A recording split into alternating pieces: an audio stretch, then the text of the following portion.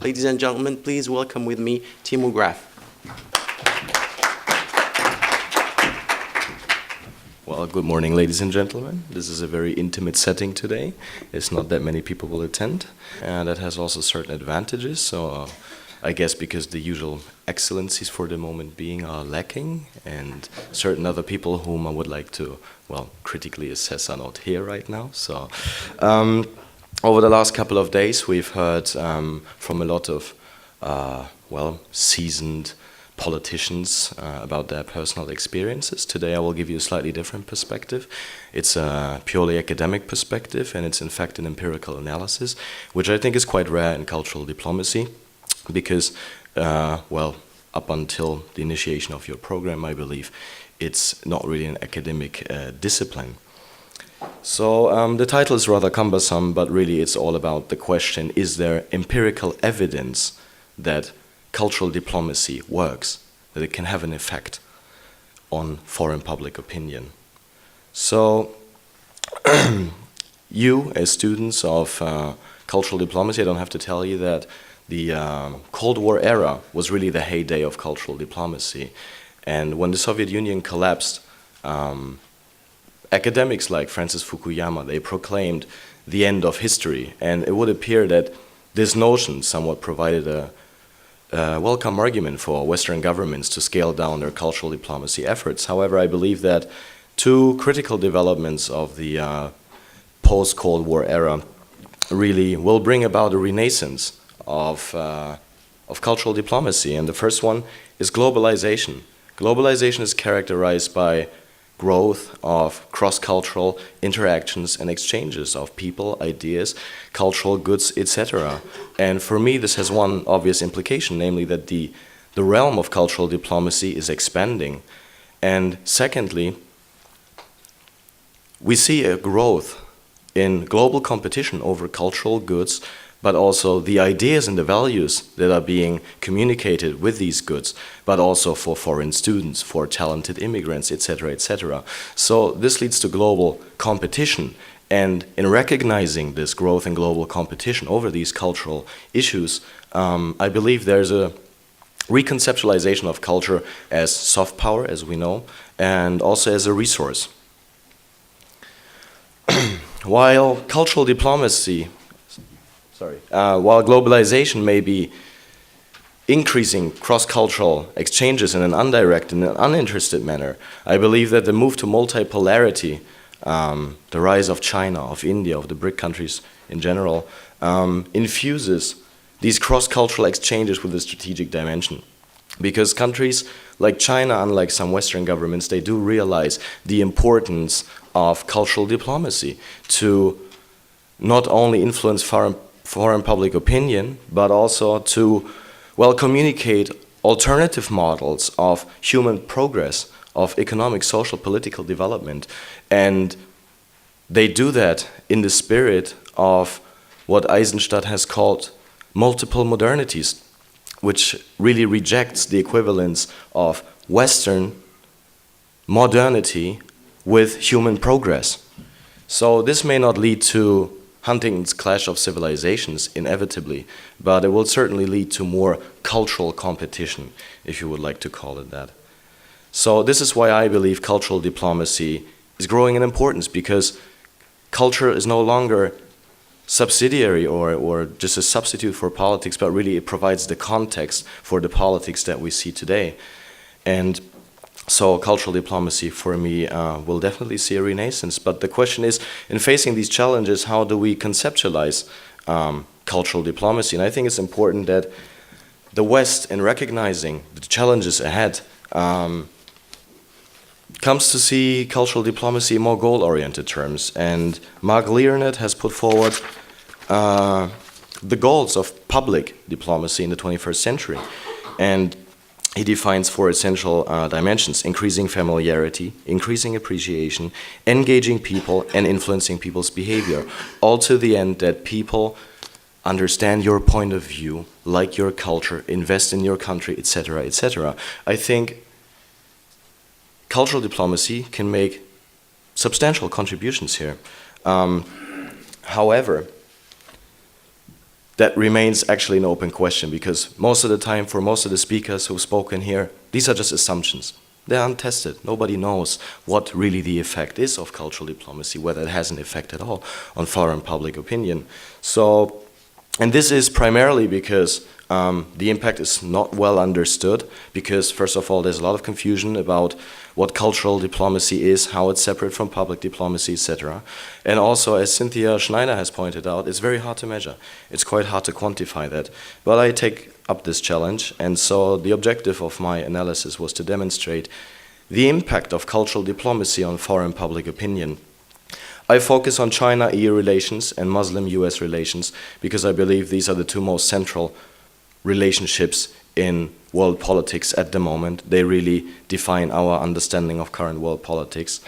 So the subject of analysis really is public opinion. We're not talking about actual relationships between countries, but how people perceive these relations, and thus we make a direct link to public diplomacy. And the data that I analyzed comes from a EU Commission project. I was a part of that project. We've talked to Chinese government officials, EU parliamentarians. We gave presentations at the Royal Institute of International Affairs. And also the Pew Global Attitudes survey concerning Muslim-US relations.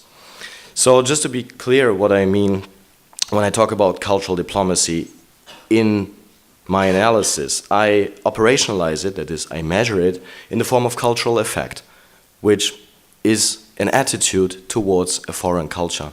And since culture is a multidimensional concept, we need to take into account its multifaceted nature. So we measured effect towards a certain culture, say European culture or American culture, with the following items concerning whether the spread of culture is appreciated or not, whether the respondents liked European or American artifacts, cultural artifacts such as fashion, music, movies, etc. But also whether or not they admire technological, scientific advances, ideas about democracy, and finally also ways of doing business. So really we're assessing or measuring a broad range of aspects of culture here. So coming to Chinese effect towards European culture, we can see that Chinese overwhelmingly express positive effect towards almost all aspects of European culture. I will not go into further detail. The figures speak for themselves. So if you sum it up, really, Chinese express 87% positive effect, 13% negative. I mean, this is overwhelming positive effect towards European culture. European culture is very much attractive to Chinese. Now, coming to public opinion. What we find is, and what these numbers here tell you, these significant correlation coefficients, all of which are positive, they tell you that as Chinese effect towards European culture increases, Chinese perceptions of the EU's role in the world and China-EU relations becomes more favorable. So there's a positive association between cultural effect and the way Chinese view the EU as an international actor and also China-EU relations. The next thing we looked at was to see what are the determinants of Chinese effect towards European culture. And besides the usual socio-demographic control variables, we included a couple of others. And what we find is that perceived trustworthiness of Europeans and the perceived aggressiveness of Europeans are the two most important determinants of Chinese effect. And these are two important dimensions of stereotypes in general, by the way. Also, the communicated image of the EU is quite important, and the perceived value distance between Europeans and Chinese. Interestingly, nationalism, knowledge of the EU and Europe, and cross-group contact, that is Chinese contact with Europeans, be it through travel or personal contact at work, has no significant effects. And this is really astonishing because it goes contrary to most of the literature. Finally, we want to see what is the effect of cultural effect on the attitude of Chinese towards the EU as a whole. So, and we thought that the same predictors that may be relevant determinants for Chinese effect towards European culture may also determine the overall attitude of Chinese towards the EU. So we use the same predictors. Again, perceived trustworthiness and aggressiveness are very important. But then when we add in model 2 cultural effect as a predictor, you see it's as strong as European trustworthiness, and the perceived aggressiveness becomes insignificant. So cultural effect is really a crucial determinant of the overall attitude of Chinese towards the EU. So moving on to Muslim effect towards American culture. What do I mean by Muslim effect? The sample looks like this. We have participants from Lebanon, Jordan, Egypt, Kuwait, Bangladesh, Pakistan, Turkey, Indonesia, and Malaysia. So this sample expresses predominantly negative effect towards American culture. So American culture is not attractive to the respondents in our sample. Perhaps for the exception of scientific and technological advances and perhaps ways of doing business.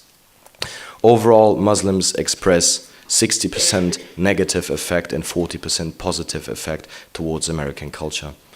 Now, looking again at the correlates, this time is about US foreign policies, such as support for the US war on terror, whether the respondents support that effort or not, whether the US should keep troops in Iraq or in Afghanistan, etc., etc. So it's about foreign policies of the US. And we see as Muslim effect towards American culture increases again, they will hold more favorable views of US foreign policies. So we followed the same pattern. We wanted to see what are determinants of Muslim effect towards American culture. And here you see a completely different pattern, partially because the predictors that were included in the analysis were different. You can see, and this I think is crucial, precisely because Governor Merrill emphasized the internet as a, well, has a huge potential for cultural diplomacy. However, the personal experience of having traveled to the US is the most important predictor, as we find. Others are important as well, and perhaps for public debate it's quite interesting to see that the importance of religion to the respondent and also religious extremism, which was measured by endorsing violence to defend Islam, are significant determinants of Muslim effect towards American culture. Again, we use the same predictors then for predicting the attitude towards the US, and again including in the second model cultural effect. And what we see basically is that cultural effect is by far the most important predictor. Okay, now comparing the two cases, concerning the levels of cultural effect, Chinese express positive effect towards European culture, Muslims express predominantly negative effect towards American culture.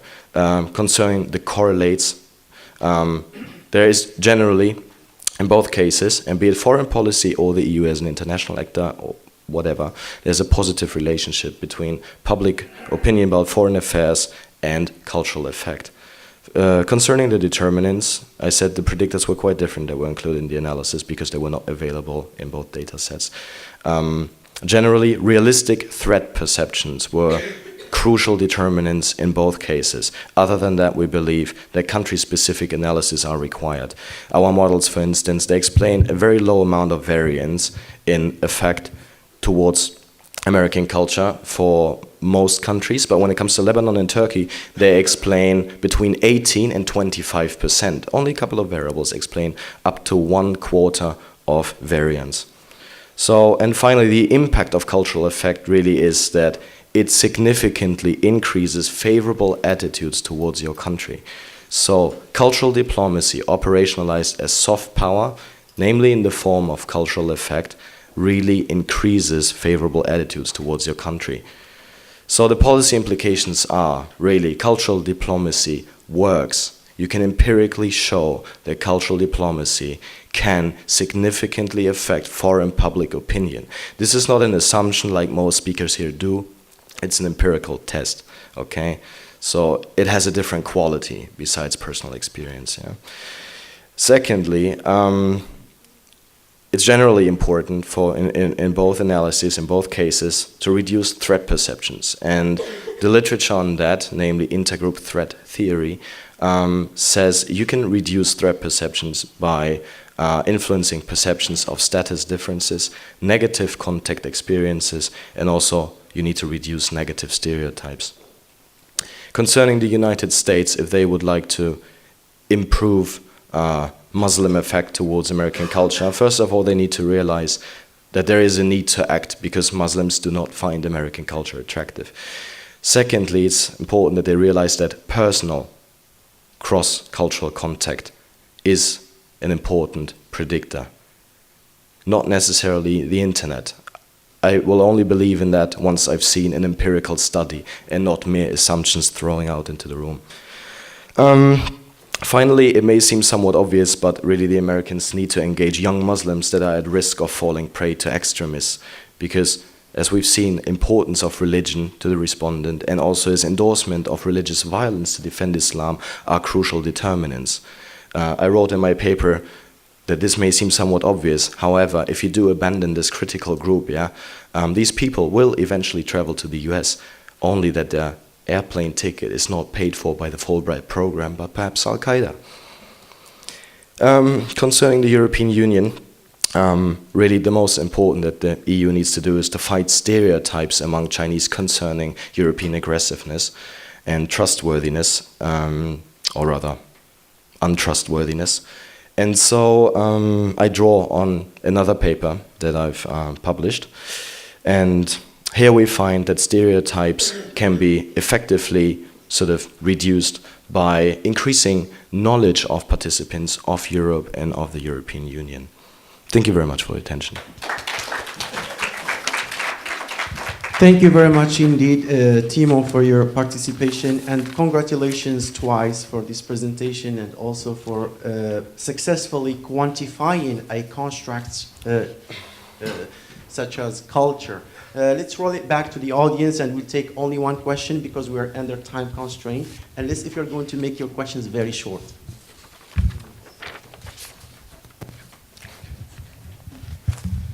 Thank you very much for insightful presentation. You really addressed several issues that have not been addressed at this conference yet, and thank you very much for that. I still am failing. I guess maybe I'm reading wrong, but I'm still failing to see a causal path that's kind of empirically shown between cultural diplomacy initiatives and changes in public opinion. And this is something that we all struggle with as practitioners of cultural diplomacy. And so I'd like to read your paper maybe, and there'd be more in there. But I wondered if you were able to determine a causal path between specific cultural diplomacy initiatives in either the EU or the United States and their direct effect on public perception. And I know this is probably nearly impossible, which is why I think cultural diplomacy gets short shrifted in public in foreign policy. There's not a lot of commitment to it in most countries because of that. But I didn't know if. Okay, so on the point of causality, first of all, you're quite right. Both correlational analysis and regression analysis are based on association of variables. True causality requires more. It would require also a temporal dimension, for instance, and so the results are tentative when it comes to establishing causality, that on the sort of statistical issue of it. When it comes to cultural diplomacy, how to measure it, and then perhaps also to show how it really has a causal influence on public opinion. When you do statistical analysis, obviously you're confronted with, most of the time, whatever question you have, a lack of data. And obviously why this hasn't been addressed previously is because there is no data on how specific initiatives do impact foreign public opinion. This was obviously a very convenient shortcut for me to argue, or rather to conceptualize cultural diplomacy as soft power, more or less, whether you have a sort of positive attitude towards another culture, which kind of goes back to Ney's idea of attraction, right? So that was a convenient shortcut. Perhaps a lot of people will disagree with this particular conceptualization of cultural diplomacy. So that's a possibility. But given that we are confronted with a lack of data, I thought this was a convenient shortcut. But obviously, you can criticize it on conceptual grounds. Yes. Thank you very much for your presentation. It was really interesting.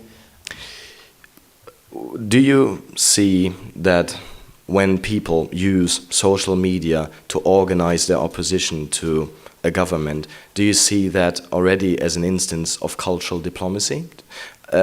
Really, for me, that's my interpretation of the use of social media in the Arab Spring, is that yes, it's a convenient tool to organize opposition, but I do not see the connection to cultural diplomacy. I'm not quite sure how the two relate to each other as a means of communication in general, and then As a means of communication, yeah. also between the different groups, they couldn't communicate otherwise. And they Which different groups, if I may ask, which actors?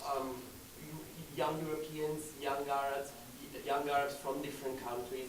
That's cultural diplomacy, I guess. They inspire each other, and they wouldn't have without the instruments that the internet provided them with. Mhm, That's mhm. my opinion. Yeah, it's possible. I actually So, yeah. share your opinion. Yeah. I think that it has like some relevance in it. But anyways, thank you very much. Thank you, Timo, again. Please, ladies and gentlemen, join me to express our gratitude. Thank you very much.